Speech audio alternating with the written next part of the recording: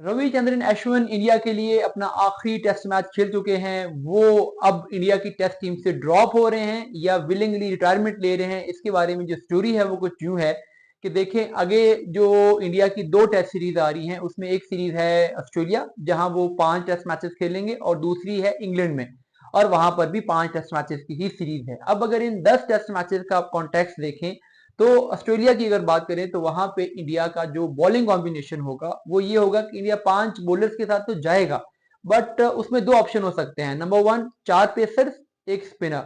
Combination number 2 3 pacers, 2 spinner. कुछ condition ऐसी होंगी जो पेस फ्रेंडली होंगी, वहां पे इंडिया 4 पेसर्स के साथ जाएगा और सिर्फ 1 स्पिनर होगा। कुछ ऐसी कंडीशन हैं जो कि रफ होंगी, ड्राई होंगी, तो वहां पे इंडिया 2 स्पिनर के साथ जाएगा और 3 पेसर्स होंगे।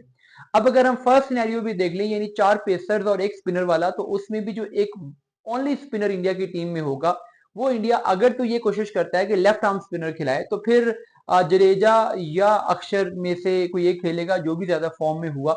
लेकिन और उसमें ये भी हो कि अगर इंडिया को ये फील हो कि लेफ्ट हैंड बैट्समैन खिलाना है और अगर ये हो कि इंडिया ऑफ स्पिनर खिलाना चाहे, ऑस्ट्रेलिया की अगर बैटिंग लाइनअप में लेफ्ट हैंड बैट्समैन ज्यादा हैं और इंडिया को लगता है कि यहाँ पे ऑफ स्पिनर ज्यादा सूटेबल रहेगा, तो अश्विन और सुंदर में से किसको चांस मिलेगा? सुंदर को मिलेगा, क्योंकि एक तो हाइट ज्यादा है, ऑस्ट्रेलिया में लंबे स्पिनर्स को हमेशा हेल्प मिलती है। फिर ये है कि बाउंस लेते हैं, ऑस्ट्रेलिया में मैच जितवाया हुआ है, लास्ट ओवर में भी एक इन फॉर्म है इंडिया के लिए, पिछली पूरी सीरीज का फाइंड रहे हैं वो।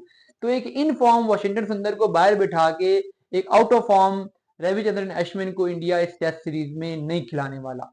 हाँ, एक सिचुएशन ये हो सकती है कि अगर वॉशिंगटन अनफिट हो जाते हैं और अगर इंडिया को ये फील होता है कि यहाँ पे स्पिन फ्रेंडली ट्रैक बन गया है किसी एक आधे मैच में, तो हो सकता है कि अश्विन आ जाए, बट इसकी जो प्रोबेबिलिटी है वो 0.1% बनती है। अब आ जाते हैं ऑस्ट्रेलिया टूर से आगे, यानी ऑस्ट्रेलिया के 5 मैचेस में अश्विन को कोई मैच नहीं मिलने वाला। अगर चले जाते हैं इंग्लैंड में, तो इंग्लैंड में भी सेम सिचुएशन होगी, वहां पर भी ऐसी ही विकेटें होंगी, वहां पर भी इंडिया की ऑलमोस्ट यही स्ट्रेटजी होगी। तो इसका मतलब है कि ये बात क्लियर है कि ये 2 सीरीज हैं ऑस्ट्रेलिया और इंग्लैंड वाली, इसमें अश्विन को चांस नहीं मिल रहा। अब अश्विन इन 10 मैचेस में जब चांस नहीं मिलेगा तो इन 2 सीरीज के बाद इंडिया की जो अगली सीरीज है उसमें बहुत ज्यादा गैप भी है और दोनों जो मुश्किल सीरीज है इंडिया वो खेल चुका होगा।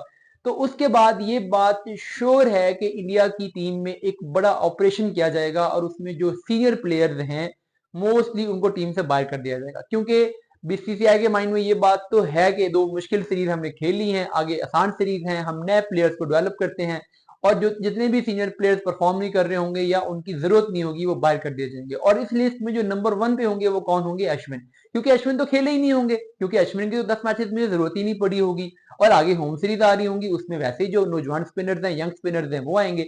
तो इस लिहाज से जब वो सीनियर्स टीम से बाहर निकलेंगे तो जो सीनियर्स खेल रहे हैं आउट ऑफ फॉर्म है, फॉर एग्जांपल अगर रोहित शर्मा परफॉर्म नहीं करते, आगे विराट परफॉर्म नहीं करते, तो ये भी बाहर होंगे। बट उस लिस्ट में जो पहला नाम होगा वो कौन होगा? वो अश्विन का होगा, क्योंकि वो इंडिया की जरूरत ही नहीं रहे होंगे। जब जिस एक बंदे को आप पिछले 6 महीने से इस्तेमाल नहीं कर रहे हैं, जिसकी अगले 1 साल में जरूरत नहीं है, और अब अश्विन जिस एज ग्रुप में है उसके बाद उनका टीम में वापस आना नामुमकिन हो जाएगा। तो फैक्चुअली अगर हम चीजों को इकट्ठा करके कनेक्ट करके देखें तो मेरा ये एनालिसिस है कि रविचंद्रन अश्विन अब इंडिया के लिए अपना आखिरी टेस्ट मैच खेल चुके हैं।